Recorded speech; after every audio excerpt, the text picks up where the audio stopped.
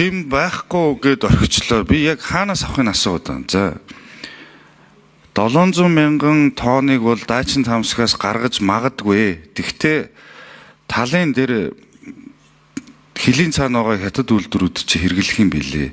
Бүрэн хүчин чадлаараа ажиллаад манай үйлдвэрт нэг 400 мянган тонныг өгүүл өгнө. Одоогийн байгаа нөөцч. Сая 500 мянган тонныг бид нэр хаанаас түүхийдээ авах юм бэ? Тэр чин тээзүүд ирчин байх ёстой.